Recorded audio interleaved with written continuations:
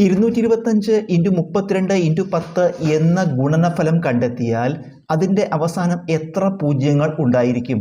ഈ മൂന്ന് സംഖ്യയെ കൂടി ഗുണിച്ചാൽ നമുക്കൊരു ഉത്തരം കിട്ടും. ആ ഉത്തരത്തിൻ്റെ അവസാനം എത്ര പൂജ്യങ്ങൾ ഉണ്ടാവും എന്നാണ് കാണേണ്ടത്.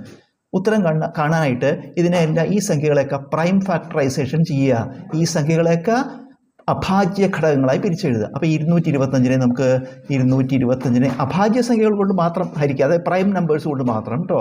അപ്പോൾ 5 കൊണ്ട് ഹരിക്കുമ്പോൾ 4 5 20, ശിഷ്ടം 2 25, 5 25. വീണ്ടും 5 കൊണ്ട് ഹരിക്കാം, 9 5 45. ഇനി 3 കൊണ്ട് ഹരിക്കാം, 3 9. 3 കൊണ്ട് ഹരിക്കാം 1. അപ്പോൾ ഇതിനെ നമുക്ക് എങ്ങനെ എഴുതാം? 5 സ്ക്വയർ ഇൻറ്റു 3 സ്ക്വയർ എന്ന് എഴുതാം. 5 സ്ക്വയർ ഇൻറ്റു 3 സ്ക്വയർ. ഇതുപോലെ ഓരോന്നിനെ കണ്ടുപിടിക്കുന്നത്. 32 നമുക്കറിയാം. 32 എന്താ?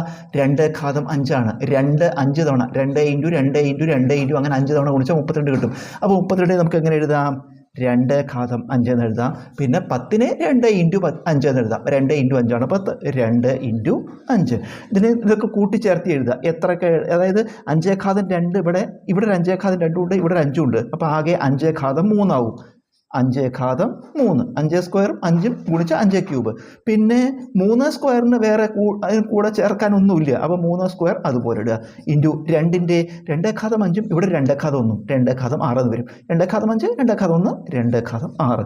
ഇനി നമ്മൾ ചെയ്യേണ്ടത് ഇത് 2ഉം 5ഉം മാത്രം എടുക്കുക. കാരണം ഈ 5 10 നമ്മളെന്താ അവസാനം എത്ര പൂജ്യങ്ങൾ എന്നല്ലേ? ഇപ്പോൾ ഈ 5 10 അല്ലേ വരിക. അപ്പോൾ അത് മാത്രം നമ്മൾ നോക്കുക. ഏത്?